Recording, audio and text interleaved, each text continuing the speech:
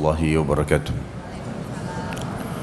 Alhamdulillah, selalu kita memuji Allah subhanahu wa ta'ala karena memang ia telah memerintahkan kepada kita untuk memujinya dan menjanjikan bila kita memujinya akan diberikan segala kebutuhan kita.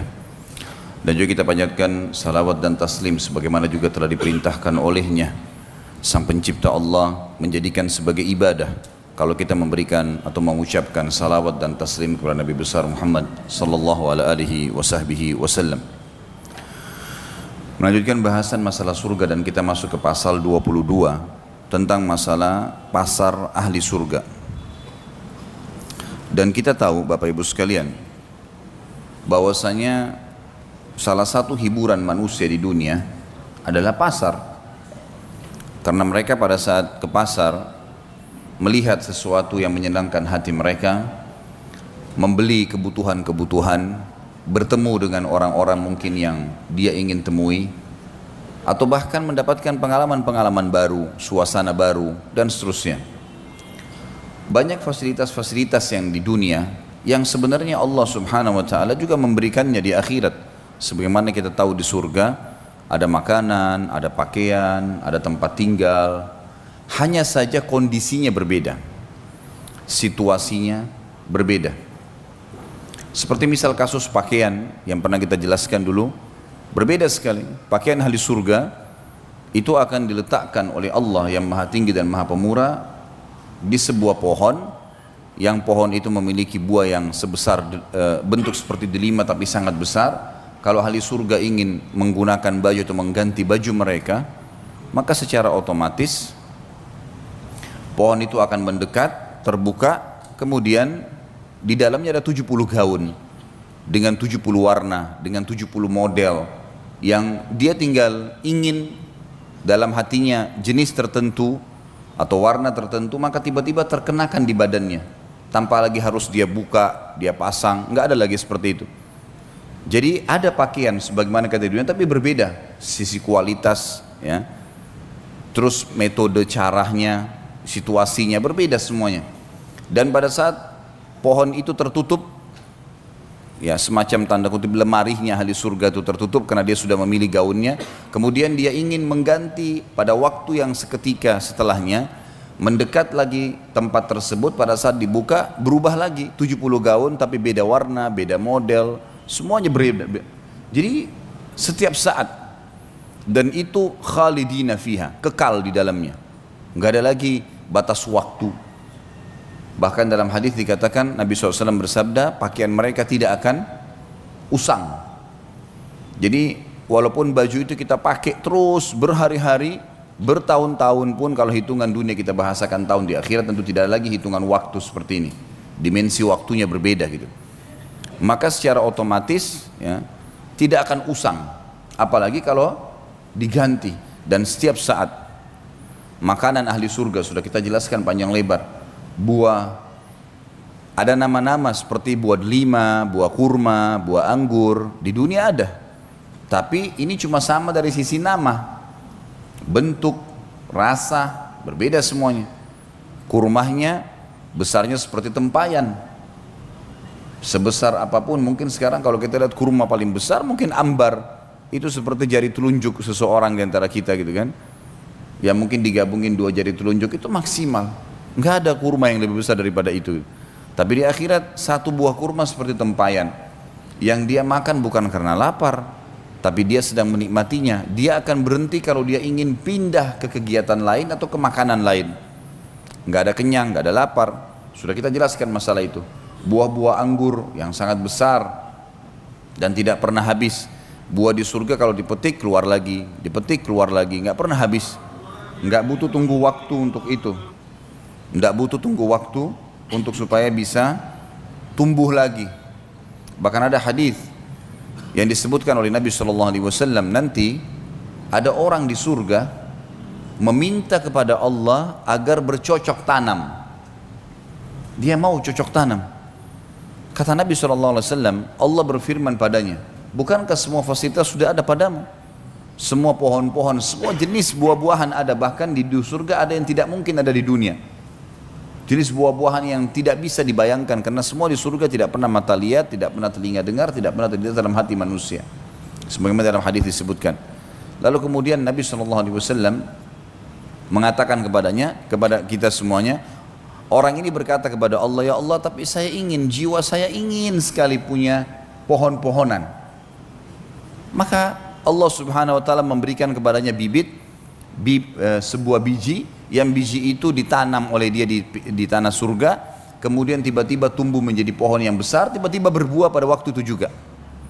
Sampai Nabi SAW sempat tersenyum pada saat itu karena luar biasanya fasilitas di surga. Tidak butuh tunggu waktu, ditanamkan bibit tersebut, kemudian tiba-tiba jadi pohon besar, tiba-tiba berbuah dan tiba-tiba dinikmatin sama dia. Ada seorang Arab Badui hadir di majelis Nabi SAW berkata, ya Rasulullah, pasti itu orang Ansar. Itu orang yang minta sama Allah, itu orang Ansar. Orang Ansar penduduk Madinah, karena mereka rata-rata petani kan. Akhirnya membuat semua sahabat tertawa pada saat itu. Tapi ini contoh saja bagaimana di surga itu fasilitasnya sangat luar biasa. Batang-batang pohon yang sudah kita bahas pertemuan yang lalu, semuanya batang pohon kita di dunia umumnya memiliki kulit yang keras atau mungkin pun kulitnya lembut seperti pisang misalnya, tetapi juga basah dan segala macam hal yang mungkin memiliki banyak hal yang membuat manusia tidak ingin memegangnya, ada getah dan seterusnya. Tapi kalau di surga batang pohonnya emas, sulit dibayangkan batang pohonnya emas tapi bisa berbuah, kuasa Allah Subhanahu wa taala, tidak ada yang mustahil, gitu kan? Dan kita tidak perlu heran hal-hal yang seperti ini teman-teman sekalian, karena Allah Maha Kuasa dan kita memang ini dasarnya manusia, anak Adam penghuni surga. Kita di tempat kita memang di sana. Gitu. Ayah kita Adam alaihissalam diturunkan dengan istrinya Hawa ke muka bumi, kemudian akan kembali ke sana. Cuma sedikit cobaan di sini sekarang, ini loh perintahku kata Allah, untuk kembali ke tempat kalian, bahkan bisa meninggikan derajat-derajat kalian, lakukanlah ini, itu dan seterusnya. Ya, ketaatan-ketaatan dan tinggalkan kemaksiatan. Tapi orang yang bangkang tidak akan ke sana loh ya, tidak akan kembali ke tempatnya, dia akan kembali ke neraka, tempat siksaan yang sudah disiapkan sebagaimana sudah panjang lebar kita jelaskan. Semua fasilitas di surga, fasilitas yang tidak bisa dibayangkan, susah sekali ya, dengan dibayangkan. Tetapi kita imani, karena keimanan akan memudahkan kita untuk meyakininya ya. Contoh misalnya air yang kita bahas, bagaimana bisa ada air jalan di depan mata seseorang ahli surga di istananya tanpa tersentuh tanah, dan dia bisa mengambilnya tanpa tertumpah di lantainya, gitu kan? Itu semua sudah kita jelaskan panjang lebar. Semua ini saya review kembali dan masih banyak yang kita tidak reviewkan tentunya, untuk menekankan sebuah poin. Pada saat kita membahas pasal ke-22 tentang masalah pasar ini, jangan dibayangkan seperti pasar kita yang becek, yang kotor ya. Atau mungkin hanya seperti mall, orang masuk kemudian lula-lalang, toko bersebelah-sebelahan, bukan itu. Memang disebutkan dalam hadis masalah pasar, tetapi di sini tidak ada transaksi. Pasar ini tujuannya hanya dijadikan oleh Allah yang Maha Tinggi dan Maha Pemurah sebagai tempat pertemuan ahli surga. Dan umumnya ini didatangi oleh kaum laki-laki di surga. Kaum wanita mereka tinggal di istana. Inilah yang akan kita bacakan hadisnya. Hadis diriwayatkan oleh Imam Muslim. Anas bin Malik radhiyallahu anhu meriwayatkan sabda Rasulullah sallallahu alaihi wasallam, sesungguhnya di surga terdapat pasar. Mereka mendatangi pasar tersebut setiap Jumat. Lalu berhembuslah kepada mereka angin dari arah utara, dan hembusan angin tersebut mengenai wajah dan pakaian mereka sehingga mereka bertambah indah dan tampan. Ini jelas yang dimaksud adalah kaum laki-laki. Mereka bertemu, mereka keluar, mereka bertemu di situ. Kata sebagian ulama hadis maksudnya mereka saling kenalan ya, satu sama yang lain. Karena ada kaum-kaum sebelum kita yang beriman, kaumnya Nabi Nuh, kaumnya Nabi Shu'aib, kaumnya Nabi Saleh. Kita sama-sama di surga, maka kita berkenalan sama mereka, dan itu setiap Jumat. Tentu di surga sudah tidak lagi sholat Jumat gitu ya. Tapi mereka bertemu. Satu-satunya ibadah yang tertinggal yang kita lakukan di dunia dan akan ada di surga adalah zikrullah, karena kita selalu berzikir, bersyukur kepada Allah SWT pada saat itu. Kemudian mereka pulang menemui istri-istri mereka dalam keadaan semakin tampan dan mempesona. Berarti jelas ini kaum laki-laki ya. Karena para istri mereka menunggu di rumah atau di istananya. Melihat itu, istri-istri mereka berkata, demi Allah, engkau semakin bertambah indah dan mempesona setelah meninggalkan kami. Tadi baru keluar menuju ke pasar, kemudian sekarang balik, tambah tampan, berubah. Ya. Ini bukan karena pergi salon suaminya, ya. Kemudian baru cukur baru, ya. Enggak. Kadang-kadang orang kalau pergi salon, cukur balik, masih ada saja harus mandi, gerak. Enggak ada, ini tiba-tiba sudah sangat sempurna. Gitu. Enggak ada lagi orang jelek di surga. Enggak ada lagi orang jelek. Dan sebagaimana juga sudah dijelaskan, salah satu ciri ahli surga adalah mereka memiliki kulit yang sangat bersih. Ya. Enggak ada lagi orang yang memiliki kulit yang kotor, yang gelap. Semuanya sudah berubah. Dan pada saat itu Allah yang maha tinggi dan maha pemurah juga menjadikan para istri di istana-istana mereka berubah juga tiba-tiba menjadi lebih cantik dan lebih mempesona dari sebelumnya. Karena para laki-laki penghuni surga berkata, demi Allah, engkau juga semakin bertambah indah dan mempesona setelah kepergian kami. Dan ini sekali lagi ya, tanpa melalui proses. Dalam arti kata, ya Allah SWT ubah menjadi tiba-tiba lebih tampan, lebih segar, ya, lebih bersih, lebih rapi, ya. Semuanya tiba-tiba seperti itu dengan kuasa Allah Subhanahu Wa Taala. Karena memang surga tempat kenikmatan. Makanya Imam Ahmad rahimahullah mengatakan tempat istirahatnya orang mukmin di surga. Dan bumi ini, dunia ini bukan untuk istirahat. Salah. Kalau ada orang mukmin terus berlihai-lihai, malas, tidak sholat malam, tidak baca Quran, tidak hadir majelis ilmu, tidak puasa, maka ini orang yang salah ini. Karena dia harus tahu perbuatan-perbuatan ini yang membuat dia nanti mendapat derajat yang tinggi di surga. Di sana saatnya istirahat. Ya. Sekarang kita bekerja, seperti kita lagi keluar pagi, bekerja ke kantor, kita ikut jalan macet, apalah segala macam rintangannya, suka dukanya, hujan, segala macam, bekerja capek, pulang malam istirahat di rumah. Rasionalnya begitu. Jadi memang saatnya kita bekerja. Bapak Ibu sekalian, jangan malas-malasan. Sholatlah, puasalah, ya, sedekahlah, zikirlah, bacalah Al-Quran, hafal Al-Quran itu. Jangan penyesalan nanti terakhir baru datang. Ini rugi sendiri kita nanti. Ya. Karena penyesalan nanti terakhir teman-teman sekalian. Walaupun orang masuk ke dalam surga disepakati oleh para ulama, tidak ada orang ahli surga menyesal. Karena nikmat yang paling rendah pun di surga sudah membuat mereka sangat puas. Tetapi perlu kita renungin, selama kita masih hidup di dunia dan kita punya peluang untuk meninggikan derajat kita, kenapa enggak? Kenapa tidak kita lakukan? Apa sih yang membuat tidak mau sholat duha, tidak mau sholat sunnah qobliyah, tidak mau sholat sunnah ba'diyah? Berapa lama dikerjakan? Dan itu kalau dinikmatin akan jadi nikmat itu. Sampai Nabi SAW mengatakan dalam hadis, innama ju'ila qurratu aini fis shalah. Allah telah menjadikan kenikmatan hidupku di sholat. Di atas segalanya sholat bagi dia. Sallallahu alaihi wasallam, dan kita pengikutnya harusnya kita mencontohi beliau. Salat itu nikmatin Bapak Ibu sekalian, dari takbir Allahu Akbar tenang, baca iftitahnya pelan, Al-Fatihah pelan, jadikan betul-betul sebuah pertemuan mulia antara kita dengan Sang Pencipta Allah. Tanda kutip di sini. Karena kita komunikasi dengan Allah Subhanahu wa taala dengan salat gitu kan. Karena salat itu memang doa. Ya, seseorang sedang menyampaikan, sedang komunikasi dengan Tuhannya. Dalam sebuah hadis sahih dikatakan kalau seorang hamba mengatakan Alhamdulillah, Allah menjawab dari langit, habadani abdi, hambaku memuji-muji saya. Memang ada respon. Kita kalau ruku kita mengatakan Subhana rabbiyal azim, maha suci Tuhanku yang maha agung. Sami Allahu liman hamida, Allah telah mendengar siapapun yang memujinya. Rabbana walakal hamd, segala puji bagimu wahai Tuhan kami. Sujud Subhana rabbiyal a'la, maha suci Tuhanku yang maha tinggi. Memang kita sedang komunikasi. Tahiyat at-tahiyatu lillah, semua ucapan baik yang kami ucapkan untuk Allah. Jadi semuanya memang komunikasi seorang hamba dengan Sang Pencipta Allah, maka harus nikmatin. Ya. Jangan bermalas-malasan. Malas ini adalah penyakit yang harus dijauhi dan tidak layak dipredikatkan atau bahkan melekat pada seseorang mukmin dan mukminah. Tidak boleh. Saatnya kita bekerja, gitu kan. Nanti di surga akan ada balasan yang membuat kita puas. Kata Allah dalam Al-Quran, "Fala sawfa yarda." Semua orang-orang yang berbuat ketaatan itu nanti dia akan ridha, dia akan luar biasa puas. Bahkan ya, mereka berharap kalau bisa kembali ke dunia supaya mereka mengulangi amal-amal soleh dan memaksimalkannya. Ya, kemudian barulah mereka meninggal dunia. Para sahabat itu kalau sholat sampai disebutkan dalam riwayat seperti tiang, seperti batang pohon yang tidak bergerak. Walaupun sampai disengat, ada beberapa di antara mereka disengat dahinya oleh lebah, berdarah, nggak bergerak. Karena nikmatnya mereka sholat. Ada di antara mereka dikena anak panah, berdarah, tidak bergerak. Gitu. Bagaimana dengan kita? Kadang-kadang cuma karena gerah sedikit, nggak mau sholat malam. Digigit semut, sudah berhenti, konsentrasinya buyar semua.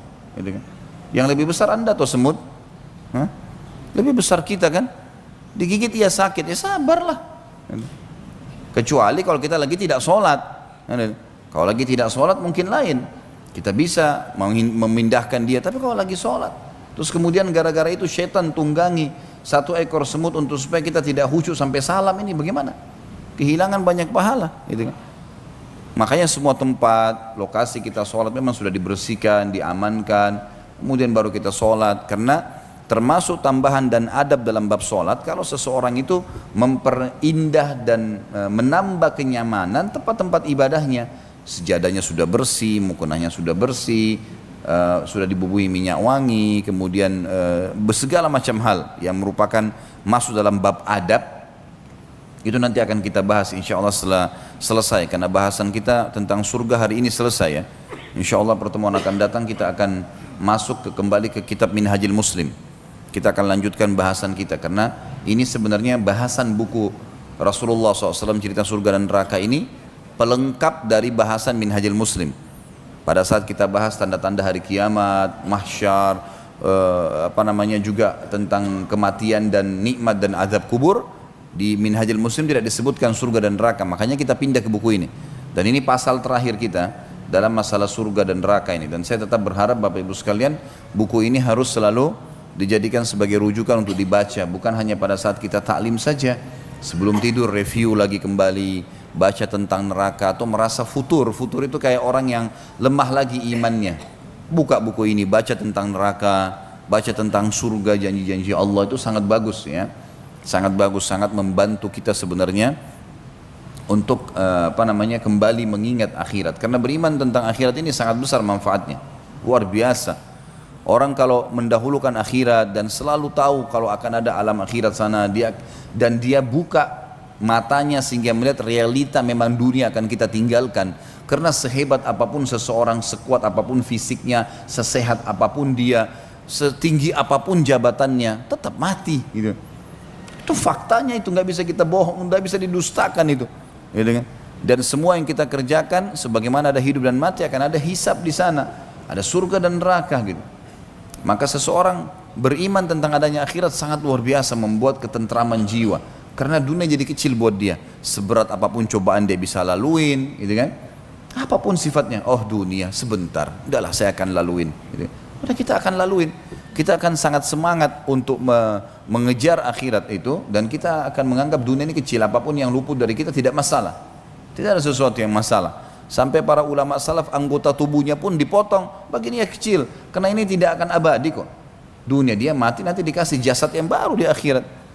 Jadi orang beriman sangat luar biasa. Kenapa para sahabat bersemangat untuk pergi jihad, padahal bisa dicincang badannya, bisa ditusuk, bisa segala macam, karena dia tahu, dia sangat yakin kalau ditusuk nanti saya akan menuju kepada kehidupan abadi itu, dan semua yang dijanjikan ini pasti ada. Innallaha la yukhliful mi'ad, Allah nggak bakal mungkin pungkiri janjinya, gitu kan? Waman asdaqu minallahi qila, siapa yang lebih jujur daripada Allah dalam penyampaian, nggak mungkin salah, nggak mungkin salah.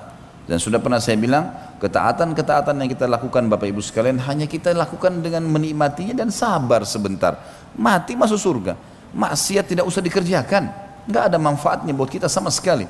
Dibenci sama Allah, dibenci oleh manusia, efek jerahnya besar, lalu untuk apa? Toh juga setiap kemaksiatan yang dilarang itu jumlahnya lebih sedikit daripada yang diperintahkan atau gantinya.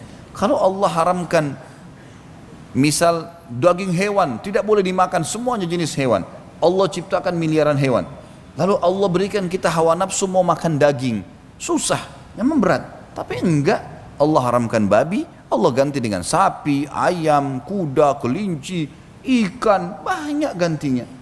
Lalu untuk apa kepada yang haram yang sedikit itu, untuk apa? Khamr dilarang, baik ada gantinya susu, sirup, madu, banyak gantinya. Terus kenapa harus nyorot yang sedikit itu? Gitu. Sementara orang kalau lakukan kemaksiatan Allah benci dan akan ada hukumannya, serta di mata manusia juga tidak disuka. Orang yang suka dusta, orang yang suka ganggu orang lain, sibuk mencari fitnah, aib-aibnya orang lain, memfitnah dan seterusnya, tidak ada orang yang suka. Kalau ada orang yang mendekat pun itu karena ada masalah dunia. Coba kalau seandainya dia sudah bangkrut atau dia sudah tidak punya jabatan, orang semua menjauh dari dia. Tapi orang beriman, subhanallah, ada harta nggak ada harta, kalau dia orang soleh atau soleh, orang suka. Oh si fulan, oh itu masya Allah tuh orang soleh, orang suka. Allah SWT berikan fitrahnya begitu. Sabar, sabar sedikit. Dan pernah saya jelaskan sabar itu dalam 3 hal. Sabar dalam mengerjakan ketaatan kepada Allah, memang butuh sabar. Hadir di majelis ilmu, duduk 2 jam, 3 jam, sabar memang. Tapi efeknya kan besar, gitu kan? Kita puasa, sabar, 14 jam nggak makan dan minum, sabar. Tahan, sabar. Kemudian kita sholat malam, sabar, memang ngantuk, tapi bangun. Sholat, azan ke masjid, di rumah aja hujan, tapi sabar, jalan. Sabar, nggak ada sesuatu yang rugi kok, gitu kan?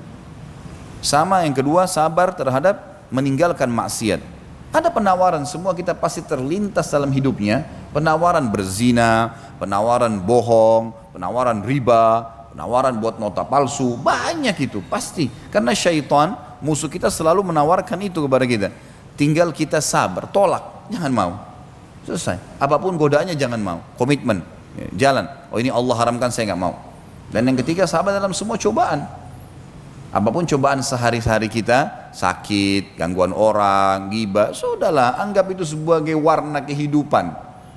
Sudahlah, kita lagi jalan macet, ya sudahlah, jalan, nanti akan jalan keluarnya ada kok. Kita ngoceh-ngoceh juga, macet tetap nggak bisa berubah. Ya? Sabar saja, nanti kita akan dapat jalan keluarnya. Kan gitu. Lebih baik orang menikmatinya, beda dengan orang yang tidak menikmatinya. Sudahlah, apa boleh hujan, ya sudah. Gerutu sampai ke rumahnya hujan, udah basah. Ya, pikirannya jadi kalut, ya, memungkiri takdirnya Allah, banyak masalah. Yang ke-23, pasal ke-23, ahli surga melihat Allah yang maha suci dan maha pemurah. Surah nomor 75 ya, ayat 22 sampai ayat 23. Tapi seperti biasa saya akan bacakan dari awal surah, karena ini hampir kita bahasa, sebenarnya bisa saya bahasakan mereview apa yang sudah kita pelajari. A'udzu billahi minasyaitonir rajim. Bismillahirrahmanirrahim. La uqsimu biyaumil qiyamah. Kata Allah, aku bersumpah demi hari kiamat. Maksudnya itu pasti terjadi, maknanya. Demi zatku, kata Allah, kiamat pasti terjadi.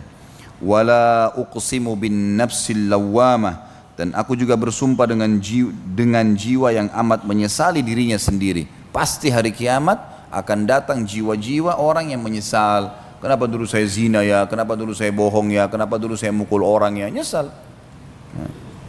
Ayahsabul insanu allan najma'a idhamah. Apakah manusia itu mengira bahwasanya kami tidak akan mengumpulkan kembali tulang belulangnya setelah dia mati, dimakan oleh tanah, oleh rayap jasadnya, dia tidak akan kami bangkitkan, kami tidak satukan lagi.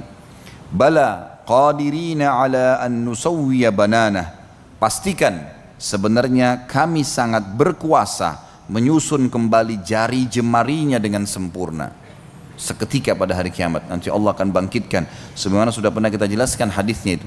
Allah akan turunkan hujan, kata Nabi SAW, yang akan menimpa tulang ekor kalian dan kalian akan tumbuh seperti tumbuhnya pohon dengan sangat cepat, tiba-tiba jadi besar, utuh semuanya. Bal yuridul insanu liyafjura amamah. Bahkan manusia itu hendak berbuat maksiat terus menerus, padahal dia sudah diingatkan ayat demi ayat, hadis demi hadis. Para muballigh, para da'i, para ulama terus mengingatkan, sadarlah, janganlah, tinggalkanlah, kerjakanlah, terus diingatkan, tapi tetap tidak mau. Yas'alu ayyana yaumul qiyamah. Ia berkata, bilakah hari kiamat itu terjadi? Benar enggak itu terjadi kiamat? Karena ujung-ujungnya begitu sebenarnya. Kenapa enggak sholat? Kenapa enggak puasa? Kenapa enggak tutup aurat? Kenapa enggak gini? Kenapa enggak gitu? Sudahlah, nanti aja. Sama saja bahasa dia sebenarnya menurut Allah Subhanahu wa taala pencipta kita adalah dia sama saja mengatakan kiamat itu benar enggak sih terjadi? Lalu Allah ceritakan masalah kiamat, fa idza bariqal basar. Pada saat itu mata akan terbelalak karena ketakutan. Pada saat dibangkitkan, baru sadar semua manusia di hadapan matanya terlihat. Gitu kan? Wa khasafal qamar, dan apabila bulan telah hilang cahayanya, semua langit akan menjadi cerah semuanya. Mahsyar akan dihamparkan dan matahari akan sangat dekat, cuma berapa mil sebagaimana sudah pernah kita jelaskan di tanda-tanda atau terjadian kiamat. Wa jumi'asy syamsu wal qamar, dan matahari juga bulan dikumpulkan. Kata sebagian ulama tafsir, dikumpulkan adalah disatukan. Bulan dan matahari menjadi satu, ya. Yaqulul insanu yawma idzin ainal mafar. Pada hari itulah baru manusia berkata, kemana tempat berlari ini? Mau lari kemana? Mahsyar, sebuah lapangan yang sangat luas. Kata Nabi SAW, berpasir putih, dan semua manusia dibangkitkan berada di belakang nabinya. Kalla la wazar, sekali-kali tidak ada tempat untuk berlindung pada saat itu. Ila rabbika yawma idzinil mustaqar, hanya kepada Tuhan kalianlah pada saat itu tempat untuk kembali. Nggak ada lagi sudah. Ya, sebagaimana sudah kita jelaskan banyak ayat Al-Quran masalah kiamat, langit akan terbelah. Kemudian malaikat-malaikat akan memenuhi langit, bagaimana mereka menggiring dan mengawasi manusia pada saat itu dengan jumlah yang sangat banyak. Yunabba'ul insanu yawma idzin bima qaddama wa akhar. Pada hari itulah manusia akan diberitahukan apa yang pernah dia kerjakan yang lalu dan apa yang telah dia lalaikan. Balil insanu ala nafsihi basirah. Manusia itu menjadi saksi atas dirinya sendiri. Walau alqa ma'adzirah, meskipun dia mengemukakan alasan-alasannya. Ada sebuah hadis dia disebutkan, kalau ada orang nanti datang hari kiamat diberikan kesaksian, ini loh buku amalmu, saya nggak percaya. Ini malaikat yang menyaksikan, saya nggak percaya. Ini tembok, tanah, udara, segala, saya nggak percaya. Siapa yang kau percaya? Diri saya sendiri, ya Allah. Allah kunci mulutnya, lalu Allah buat semuanya bicara. Matanya bilang iya saya melihat, telinganya bilang iya saya mendengar, tangannya bilang iya saya menjamah, kemaluannya bilang iya saya menyentuh, kakinya mengatakan iya saya melangkah, semuanya. Setelah itu baru dia mengatakan, dalam Al-Quran diceritakan, a'udzubillahi minasyaitonirrajim, lima syahidtum alaina, kenapa kalian ini menjadi saksi buat diri sendiri? Apa jawaban anggota tubuhnya? Antakanallahu alladzi antaka kulla syai'. Allah lah yang telah membuat kami berbicara, yang membuat segala satunya bisa berbicara. Jadi jangan bodoh teman-teman sekalian, jangan kita selalu bodoh menganggap kalau mata kita lihat haram, oh berarti saya tidak ada yang tahu, cuma saya sendiri. Nah, gimana cara? Mata itu fasilitas yang Allah kasih, ya kan? Telinga itu fasilitas yang Allah kasih, dan dia sebenarnya kalau bukan karena Allah sudah tundukkan dan dia bisa bicara, dia akan menghardik kita. Gitu. Kau salah gunakan saya nih, kau akan membuat saya disiksa nanti oleh Allah.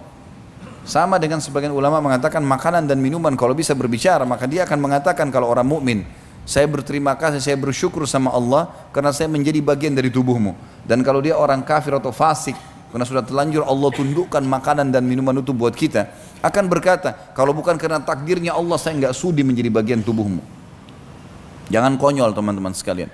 Semua anggota tubuh ini tidak ada andil kita sedikit pun di sepotong kulit kita. Di satu lembar bulu alis kita, apa andil kita di situ? Ada sesuatu di gigi kita, itu cuma tahu pakai sebagai fasilitas. Bagaimana kita tidak sadari kalau ini ada pemiliknya? Hah?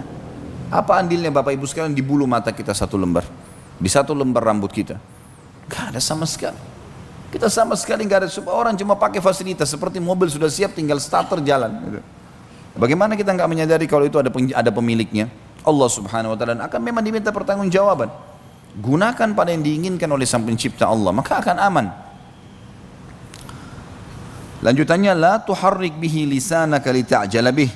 Janganlah kamu menggerakkan lidahmu untuk membaca Al-Quran karena hendak cepat-cepat menguasainya. Jadi kalau kamu baca Al-Quran, pelajari dalam majelis ilmu, jangan buru-buru selesai. Renungin supaya jadi panduan hidup, difahami. Itu kata Allah. Inna alaina jam'ahu wa qur'ana. Sesungguhnya tanggung jawab kamilah mengumpulkannya di dalam dadamu hai Muhammad, dan juga orang-orang yang berusaha untuk menghafalnya. Sekarang Bapak Ibu kalau saya sampaikan, saya cuma bicara. Siapa saja di antara Anda kan bisa lakukan hal yang sama. Datang, bicara, selesai, baca bukunya, sampaikan. Gitu. Tapi yang membuat masuk ke dalam hati setiap orang di antara kita, termasuk saya sendiri sebagai yang menyampaikan ini, adalah Allah subhanahu wa ta'ala. Kami yang menanamkan itu dalam hati-hati kalian dan membuat kalian pandai membacanya. Apa yang kita lakukan sebenarnya? Dari mana Bapak Ibu bisa tahu rangkaian kalimat ini? Pasal 23 ahli surga melihat Allah. Hah? Kita bisa melihat dari mana? Kita bisa membaca dari mana? Kita bisa menyusun kalimat ini sehingga terbentuk kalimat bagaimana, gitu kan? Sampai banyak dalam ayat Al-Quran diceritakan waqtilafi alsinatikum wa alwanikum, di perbedaan kalimat-kalimat kalian, bahasa-bahasa kalian dan warna kulit kalian, postur tubuh kalian ada tanda-tanda kebesaran kami. Fa idza qara'nahu fattabi' qur'ana, apabila kami telah selesai membacakannya maka ikutilah bacaan tersebut. Maksudnya kata ulama tafsir, kalau ada yang sedang membacakan Al-Quran di hadapan kita, seperti kita membahas sekarang dalam majelis ilmu, atau ada orang sedang membaca dengan terjemahannya, maka dengarkan baik-baik, ambil ilmu di situ. Thumma inna alaina bayana, kemudian nanti kami menjadi tanggung jawab kami penjelasannya. Kami akan jelaskan itu. Kamu nggak usah khawatir, tinggal belajar, akan sampai nanti pemahamannya ke dalam hatimu. Mudah. Kalla bal tuhibbunal ajila, tapi sayangnya kalian selalu lebih mencintai dunia, wa tadharunal akhirah, dan kalian meninggalkan kehidupan akhirat yang abadi dan kekal. Wujuhun yawma idzin nadhirah, wajah-wajah orang mukmin pada hari itu berseri-seri gembira karena hanya patuh saja, hanya beribadah dengan kenikmatannya. Orang beriman juga pakai mobil, alhamdulillah. Orang beriman juga punya rumah, orang beriman juga makan dan minum, orang beriman juga istirahat. Kalau orang beriman itu susah semuanya, itu mungkin lain. Enak kok, nikmat. Ila rabbiha nadhirah, kepada Tuhannya lah mereka akan melihat nanti. Dan ini saksi bahasan kita sebenarnya, ayat 23, 24, 22 sampai 23 dalam buku kita ini. Artinya salah satu fasilitas di surga nanti adalah kita melihat wajahnya Allah yang mulia. Wujuhun yawma idzin basirah, dan wajah-wajah orang kafir, orang fasik pada hari itu muram, gelap, ketakutan. Tadhunnu an yuf'ala biha faqirah, mereka yakin bahwasanya mereka akan ditimpahkan malapetaka yang amat dahsyat. Karena mereka sudah saksikan orang teriak, orang dilemparkan ke api neraka, gemuruh api neraka yang sangat besar. Sebagaimana sudah kita jelaskan semua di bab masalah neraka, masalah itu. Kalla idza balakatit taraqi, sekali-kali jangan apabila nafas seseorang, jangan tunggu maksudnya. Sekali-kali jangan kalian tunggu pada saat nafas seseorang telah mendesak sampai ke kerongkongan. Kalau sudah mati, malaikat maut sudah datang lagi proses penarikan, baru mau nyesal. Saya sudah bilang fakta depan mata pasti mati. Dan orang teman-teman sekalian tidak tunggu ruangan ICU baru mati. Ya? Coba di sini yang sudah tahu rumah sakit, atau mungkin ada teman-teman kita dokter, berapa ruangan ICU di rumah sakit? 2, 3? Ada rumah sakit punya 10 ruangan ICU? Kenapa jumlahnya sedikit? Berarti orang yang masuk ICU sedikit. Lebih banyak orang yang di luar rumah sakit kan? Jadi jangan mengkhayal nanti saya masuk ICU baru mati. Enggak. Lebih banyak orang mati yang tidak masuk ICU. Banyak orang yang lagi cangkul sawahnya, orang yang lagi jalan, ada orang keluar naik bus, satu bus jatuh di jurang, mati seketika, sehat semua. Gak ada hubungan sama ICU itu. Jadi nanti berpikir, oh kalau ada kerabatnya masuk rumah sakit lagi jenguk orang sakit, oh nanti kalau saya seperti ini baru saya mati. Enggak, bisa saja kita lebih dulu mati daripada orang yang di ICU itu. Jangan terlalu banyak mengkhayal nih. Coba menutup mata kita dan hati kita dari realita lapangan. Ini nggak bisa ini. Jangan bohongi diri sendiri. Itu upaya syaitan mengelabui kita. Fakta ada Bapak Ibu sekalian. Hati-hati. Kata Allah SWT, kalla idza balagatit taraqiyah. Jangan sampai tunggu kalau kerongkongan sudah terdesak dengan nafas, ditarik ruhnya. Wa qila marraq, dan dikatakan kepadanya siapa yang dapat menyembuhkanmu? Ada yang bisa tolong kau sekarang? Malaikat akan bilang sama dia. Ya. Wa dhanna annahu al-firaq, dan dia yakin pada saat itu dia akan berpisah dengan dunia. Dia sudah tahu dia akan mati. Wal taffatis saqu bis-saq, dan akan bertaut betis kiri dan betis kanan. Kata sebagian ulama tafsir ini maksud adalah kalau malaikat maut sudah mencabut ruh karena tegangnya dia, maka kedua betisnya akan menjadi tegang, ya, mengeras. Ila rabbika yauma idinil masaq, dan kepada Tuhanmu lah pada hari itu kamu akan dihalau. Maksudnya di hari kiamat dibangkitkan, akan dihadapkan di hadapan Allah Subhanahu wa taala. Fala saddaqa wala shalla, dan ia tidak mau membenarkan Rasul dan Al-Quran dan tidak mau juga mengerjakan solat. Walakin kadzdzaba wa tawalla, tapi selalu mendustakan Rasul dan berpaling dari kebenaran. Tsumma dzahaba ila ahlihi yatamatta, kemudian ia pergi kepada keluarganya dengan berlagak dan sombong. Kalau diingatkan kenapa nggak sholat, kenapa nggak gini, ya nggak usah tuh, gampang, sombong ya. Aula laka fa'aula, kecelakaan bagimu hai orang-orang kafir dan orang fasik, dan kecelakaan bagimu nanti. Tsumma aula laka fa'aula, kemudian kecelakaan akan menimpahmu dan kecelakaan pasti menimpahmu, sampai 4 kali Allah ulangi. Kata sebagian ulama tafsir, bisa saja di ayat yang sebelumnya, di ayat yang 34 itu untuk dunia, kecelakaan akan datang di dunia untukmu, dan juga kecelakaan akan datang untukmu di akhirat nanti. Ayahsabul insanu an yutraka suda, apakah manusia mengira bahwasanya mereka akan dibiarkan begitu saja tanpa pertanggungjawaban? Alam yakun nutfatan mim mani yumna, bukankah dia dulu tadinya setetes mani yang hanya ditumpahkan ke dalam rahim? Bapak yang sudah tahu masalah spermanya yang segumpal, itu isinya ada miliaran sperma kecil. Sperma kecil itulah ya, yang lebih kecil dari debu yang kita jadi darinya. Dari mana asalnya? Dari situ saja. Apa yang mau disombongkan? Allah jelaskan masalah itu. Tsumma kana 'alaqatan fa khalaqa fa sawwa, kemudian mani itu menjadi segumpal darah lalu Allah menciptakan dan menyempurnakannya. Semua manusia siapapun kita, mau dia raja, mau dia tukang sampah, mau dia orang miskin, sama saja, semua sama sumbernya. Allah yang membuat beragam macam warna kehidupan itu. Sperma yang kecil, di kepalanya sperma yang lebih halus dari debu, ada lagi inti daripada sperma itu sendiri. Di situ manusia lebih kecil lagi. Kemudian sel telur juga lebih halus dari debu, melengket di rahim. Lalu sperma itu seperti mengetahui ada sinyal. Para ilmuwan cuma mengatakan ini seperti ada perintah rahasia yang entah dari mana dan sangat cerdas, sehingga sperma bisa mengetahui di mana sel telur, kemudian berubah pada saat bertemu. Ekornya sperma akan tercabut karena kalau tidak dia akan merusak sel telur tersebut. Kemudian yang masuk cuma bagian kepala dan membuka sehingga inti sperma masuk, dan mulailah menjadi bergerak sel hidup. Kemudian mulai bergerak menjadi gumpalan darah, kata Allah. Tsumma kana 'alaqa, 'alaqa ini lebih tepatnya adalah benda yang melekat dan sangat kuat. Karena begitu sperma sudah menemui sel telur, dia akan melekat sangat kuat, gitu. Sangat kuat di dinding rahim. Faja'ala minhu az-zawjaini adz-dzakara wal untha, dan Allah menjadikan dari kejadian seperti itu pasangan laki-laki dan perempuan. Lahir anak perempuan, lahir anak laki-laki, lalu kemudian Allah nanti pertemukan mereka dengan rasa suka, menikah, punya keturunan lagi, begitu terus Allah jadikan ciptaannya. Apa yang kira-kira membuat kita masih memungkiri semua ini? Jelas ada penciptanya, gitu kan? Kira-kira setelah bahasan-bahasan seperti ini, apalagi yang membuat kita ragu, apalagi yang membuat kita tidak mau beriman? Padahal tinggal mudah, orang beriman itu dimanja loh sama Allah. Tinggal bangun tidur, kerjakan yang diperintahkan, dapat fasilitasnya, selesai, mudah sekali. Dan syaitan itu mudah untuk dilawan, dia gejolakkan, tolak, selesai urusan. Kita kalau mau azan, mau ke masjid, lalu syaitan bisikin, nanti aja, di rumah aja. Enggak, saya nggak mau. Terus syaitannya bisa menjelma, mau cekik kita, jangan kau ke masjid. Nggak bisa buat apa-apa. Kamu berzina itu begini, itu cantik, itu gagah gini. Enggak, saya nggak mau. Semua jadi apa syaitannya? Mau ngapain? Narik celana kita?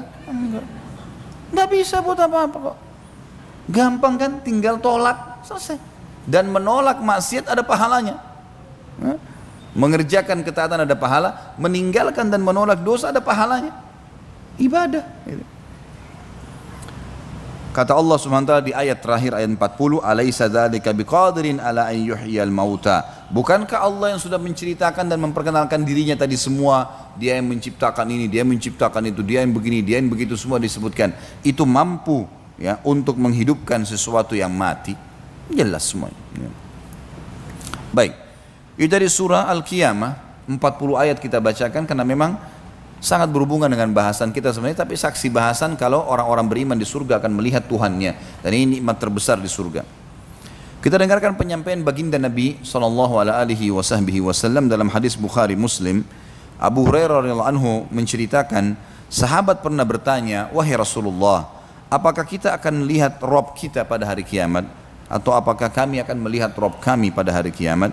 Maka Rasulullah SAW balik bertanya, apakah kalian kesulitan melihat bulan pada bulan purnama?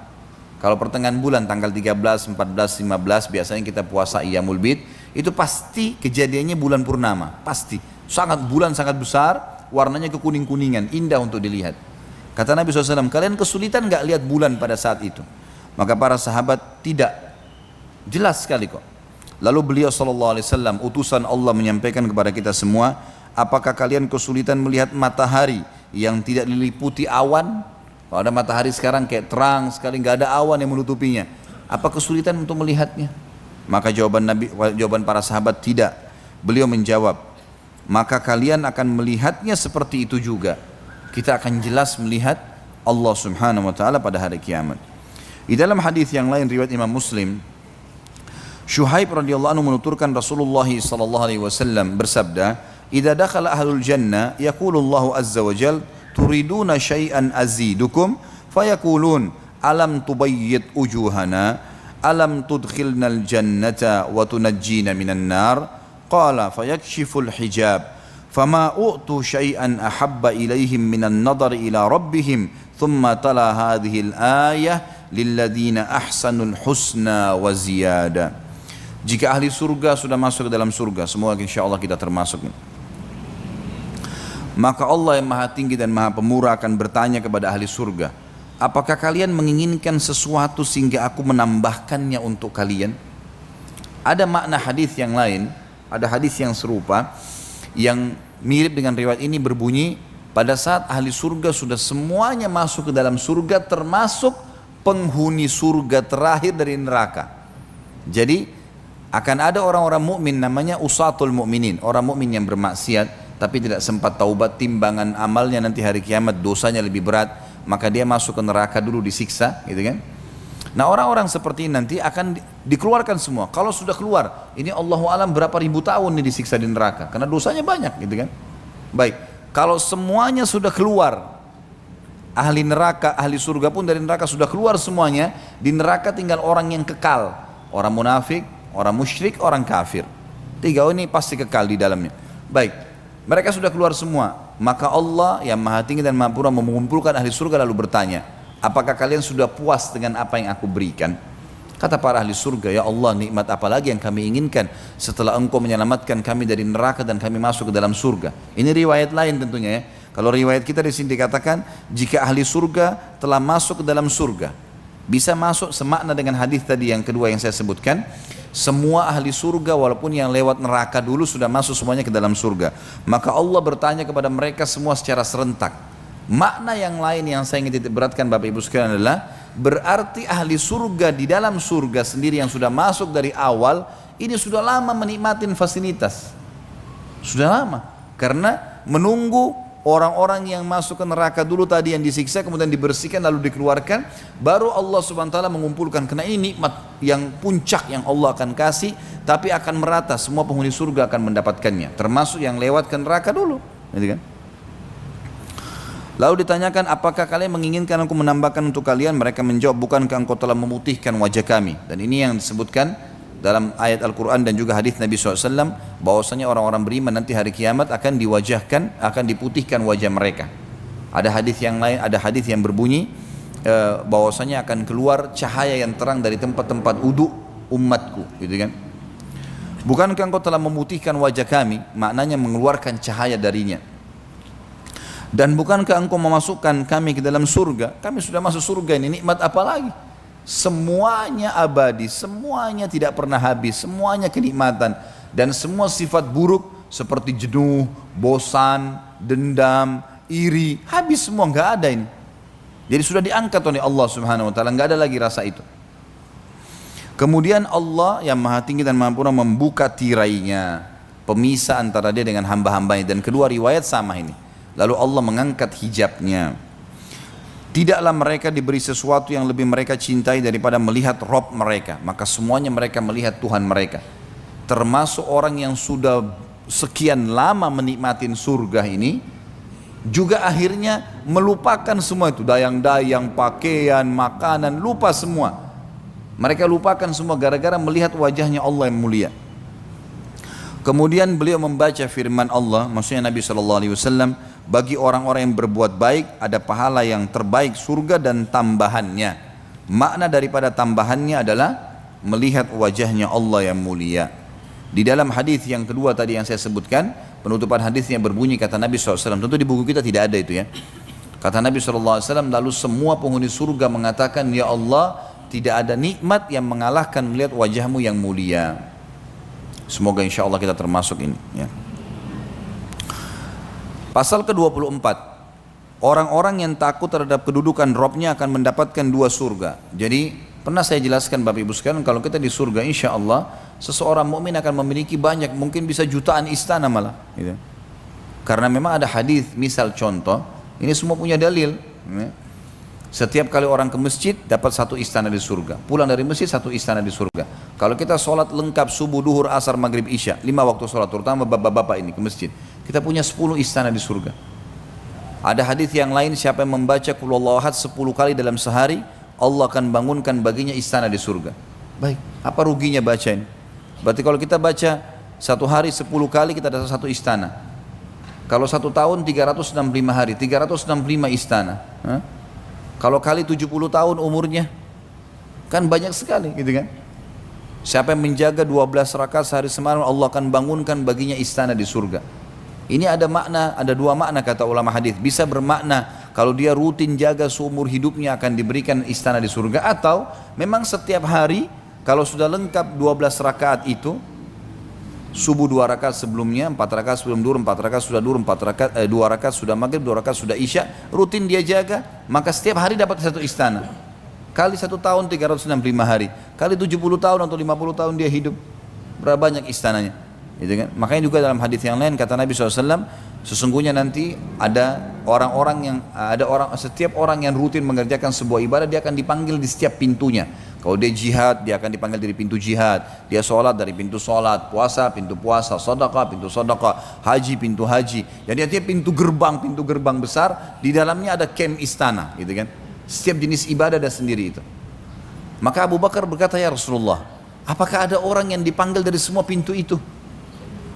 Jadi karena kita coba kerjakan semuanya. Kata Nabi SAW, ada. Ada. Dan saya berharap kamu termasuk diantaranya. Jadi makanya jangan pilih-pilih ibadah. Dari saya cukup dengan sholat 5 waktu, tahajud gak usah. Ngantuk malam, ya sudah kehilangan sendiri. Untuk apa tidak dikerjakan? Kenapa tidak bangun? Gara-gara ngantuk. Masa nonton bola bisa begadang, sholat tahajud nggak bisa, ya. Nggak mungkin itu. Ya. Atau kalau ibu-ibu lagi mau melahirkan bisa nggak tidur? Orang sholat malam lebih penting daripada melahirkan. Ya. Lah iya. Walaupun memang melahirkan itu adalah proses melahirkan manusia, tapi sholat malam itu luar biasa fadilahnya. Kenapa waktu itu kita bisa nggak tidur? Karena penyakit al-malas. Itu saja masalah. Ini harus dibuang ke lautan ini, malas ini. Baik. Bagi orang yang takut kepada Allah, jadi ada bedanya teman-teman sekalian antara orang yang beribadah kepada Allah karena itu perintah, ya sudahlah, Allah perintah yang saya kerjakan. Dia tidak mengerjakan dosa karena tidak ada fasilitas dosa. Misal kayak di Saudi, ada maksiat tapi tidak ada diskotik, tidak ada karaoke, tidak ada bar, tidak ada. Orang perempuan semua disuruh wajib pakai jilbab. Ada terjadi tapi itu sedikit sekali. Nggak ada fasilitas. Ada orang tidak berbuat dosa karena nggak ada fasilitas. Mungkin kalau ada dia bisa lakukan, gitu ya. Ini posisinya masih aman lah, gitu ya. Tapi ada orang punya kedudukan mulia.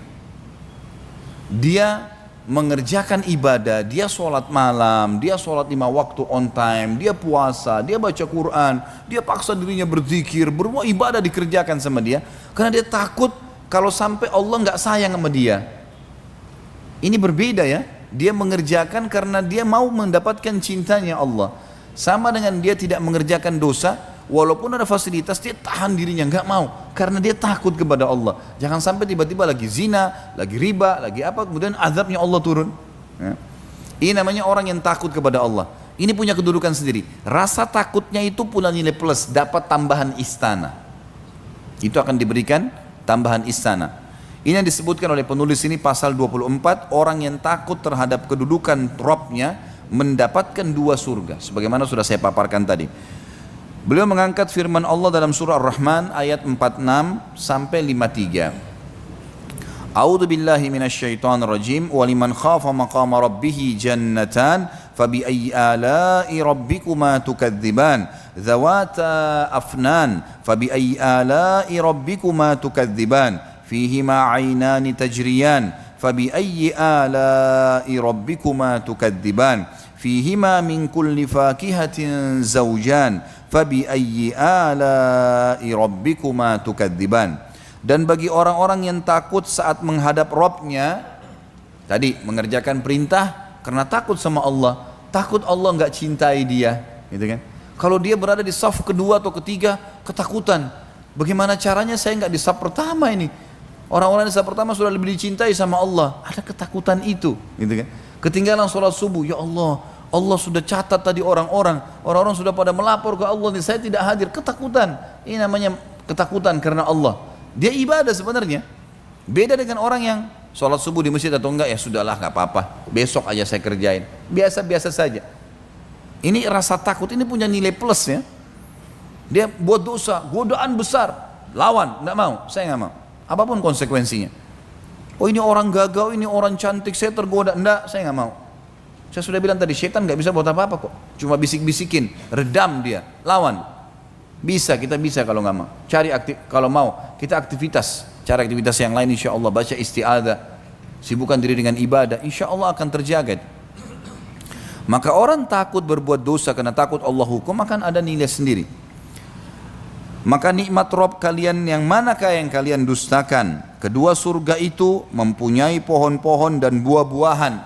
Artinya fasilitas di dalamnya bagus sekali. Semua kebutuhan kalian akan ada. Maka nikmat Rabb kalian yang manakah yang kalian mau dustakan? Di dalam kedua surga itu ada dua buah mata air yang mengalir, dan sudah pernah kita jelaskan masalah mata air surga, gitu kan? Ada dua sumber mata air, ada mata air yang berada di sebuah tempat yang mengeluarkan air dan tertampung seperti wadah kolam kalau kita sekarang, tapi pinggiran-pinggiran kolamnya terbuat dari emas. Sudah pernah kita jelaskan masalah itu. Bisa Bapak Ibu kembali ke pasal-pasalnya sendiri. Kemudian yang kedua ada mata air juga yang keluar di tempat-tempat khusus yang akhirnya keluarlah darinya lautan, sungai-sungai dan seterusnya yang mengalir ke istana-istana ahli surga. Maka nikmat Rabb kalian yang manakah yang kalian mau dustakan? Di dalam kedua surga itu terdapat segala macam buah-buahan yang berpasang-pasangan. Yang dimaksud dengan berpasang-pasangan adalah ada pohon yang tinggi dan ada pohon yang pendek. Ini makna. Bisa masuk. Ada juga makna yang lain adalah buah-buahannya seperti kita lihat dalam satu buah-buahan atau satu tangkai, biasanya ada yang lonjong, ada yang lebih panjang, tidak semuanya sama bentuknya. Maka berpasang-pasangan dalam arti kata semuanya ada. Ada juga masuk maknanya adalah warna-warna. Dalam satu pohon pernah kita jelaskan di pohon bidara surga yang seorang Arab Badui mengatakan, ya Rasulullah, kenapa di surga ada pohon yang menyakitkan? Kata Nabi SAW, pohon apa? Allah berfirman dalam Al-Quran, di sana ada pohon-pohon bidara. Pohon bidara tangkainya ada durinya, gitu kan? Itu menyakitkan ya Rasulullah. Kata Nabi SAW, Allah akan mengganti di setiap durinya buah, dan buahnya memiliki beragam macam warna. Semua warna, dari kuning, dari merah, dari hijau, semua warnanya ada, gitu kan? Semua warnanya ada, dan masing-masing warna memiliki cita rasa tersendiri. Ini yang dimaksud dengan beragam macam buah-buahan yang berpasang-pasangan. Maka nikmat Rabb kalian yang manakah yang kalian dustakan? Penyampaian baginda Nabi SAW dalam hadis Bukhari Muslim berhubungan dengan masalah ini adalah Abu Musa al-Ash'ari radhiyallahu anhu meriwayatkan sabda Rasulullah SAW, seorang mukmin di surga sungguh memiliki sebuah kemah yang terbuat dari sebuah intan yang berongga, panjangnya 60 mil, ya, panjangnya kemah itu. Dia memiliki banyak kemah. Pada setiap sudut terdapat istri-istri yang tidak bisa melihat orang lain. Jadi kalau dia memiliki beberapa orang pasangan, maka di setiap kemah itu ada pasangan istri sendiri dan tidak bisa dilihat oleh orang lain, tidak bisa juga saling melihat satu sama yang lain karena besarnya. Yang mereka dipergilirkan untuk orang mukmin. Juga ada dua taman yang bejana-bejananya terbuat dari perak dan segala isinya. Maksudnya minuman-minuman yang siap diminum di dalamnya. Serta dua taman yang bejana-bejananya terbuat dari emas dan segala isinya. Yang menghalangi mereka untuk memandang Rabb mereka hanyalah ridhaul kibriya atau tirai keagungan pada wajahnya di surga Aden. Maksudnya Allah Subhanahu wa taala memiliki tirai yang tidak akan dilihat nanti kecuali tadi sebagaimana hadis sebelumnya kita sebutkan, kalau ahli surga sudah masuk ke dalam surga baru kemudian diperlihatkan. Ada sebuah riwayat yang dikatakan maka Allah memudahkan ahli surga untuk melihatnya di setiap pagi dan petang. Selain dari itu Allah SWT akan menutup kembali tirainya, dan itu tirai adalah tirai kemuliaan dan keagungan Sang Pencipta Allah Subhanahu wa taala. Pasal 25. Dan tentu bahasan kita ini sampai pasal 30-an ya kalau tidak salah ya. Ya, pasal 30 nanti. Pasal 25 tinggi postur seorang mukmin di surga. Ini sudah pernah kita jelaskan tentunya, tapi saya sebutkan kembali hadis Bukhari Muslim. Abu Hurairah radhiyallahu anhu meriwayatkan sabda Rasulullah sallallahu alaihi wasallam, Allah menciptakan Adam menurut bentuknya tingginya 60 hasta. Ketika dia menciptakannya, dia berkata kepadanya, pergilah lalu ucapkanlah salam kepada golongan itu, yakni para malaikat. Lalu dengarlah salam penghormatan mereka kepadamu. Karena itu salam penghormatanmu dan salam penghormatan anak keturunanmu. Nabi SAW melanjutkan, lalu ia pergi lantas mengucapkan Assalamualaikum, keselamatan untuk kalian. Mereka menjawab, Assalamualaikum warahmatullah. Semoga keselamatan juga diberikan kepadamu dan rahmatnya Allah atau karuniahnya akan selalu bersamamu. Lalu beliau melanjutkan hadisnya Nabi SAW, setiap orang yang masuk surga menurut bentuk Adam atau mengikuti bentuknya Adam alaihissalam, tingginya 60 hasta, bentuk tubuh itu terus menerus berkurang sejak setelah penciptaan ini itu hingga sekarang. Maksudnya di dunia Adam alaihissalam 60 hasta, makin dekat kiamat makin pendek. Dan memang manusia makin memendek postur tubuhnya. Makanya sekarang kalau ada orang tingginya 2 meter itu sudah kita anggap sangat tinggi kan, kita kaget kagum kadang-kadang, atau mungkin 2,5 meter. Kalau di zaman dulu itu kecil sekali. Nabi Adam alaihissalam 60 hasta ya, berarti 27,5 meter tingginya alaihissalatu wassalam. Dan kita nanti di akhirat akan kembali dengan poster itu. Makna daripada potongan hadis terakhir ini, dan akan terus berkurang sampai hari ini, maksudnya sampai menjelang kiamat. Mereka terus akan memendek poster tubuhnya sampai nanti di akhirat dibangkitkan kembali dengan poster awalnya Adam alaihissalam. Pasal ke-26, keridhaan yang abadi. Di dalam surah Al-Imran, silakan dibuka surah Al-Imrannya, ayat 15. Ini tentu surah nomor 3. A'udzu billahi minasyaitonir rajim. Qul a'unabbi'ukum bi khairin min dzalikum lilladzina ittaqaw 'inda rabbihim jannatun tajri min tahtiha al-anharu khalidina fiha jannatun tajri min tahtiha al-anharu khalidina fiha wa azwajun mutahharatun wa ridwanun minallah wallahu basirun bil ibad. Untuk orang-orang yang bertakwa kepada Tuhannya, maukah saya beritahukan kepada kalian sesuatu yang lebih baik daripada kehidupan dunia kalian ini? Untuk orang-orang yang bertakwa, patuh kepada Tuhannya, pada sisi Rabb mereka ada surga yang mengalir di bawahnya sungai-sungai. Mereka kekal di dalamnya dan mereka dikaruniai istri-istri yang disucikan serta keridhaan Allah. Yang kita garis bawahi, keridhaan Allah ini saksi bahasan. Masalah pasangan hidup sudah kita jelaskan dulu di sifat para wanita ahli surga. Dan Allah maha melihat hamba-hambanya. Kemudian selanjutnya surah Al-Bayyinah, surah nomor 98 ya, ayat 7 dan ayat 8. A'udzu billahi minasyaitonir rajim. Innal ladzina amanu wa amilus solihati ulaika hum khairul bariyah. Jazaohum 'inda rabbihim jannatu 'adnin tajri min tahtiha al-anharu khalidina fiha. Tajri min tahtiha jannatu 'adnin tajri min tahtiha al-anharu khalidina fiha abada radhiyallahu anhum wa radu an dzalika liman khasyiya rabbah. Sesungguhnya orang-orang yang beriman dan mengerjakan amal saleh, mereka itu adalah sebaik-baik makhluk. Jadi kalau ada pemahaman teman-teman sekalian, oh, orang beriman itu buruk, orang beriman itu begini dan begitu, itu salah semuanya. Orang beriman adalah sebaik-baik makhluk.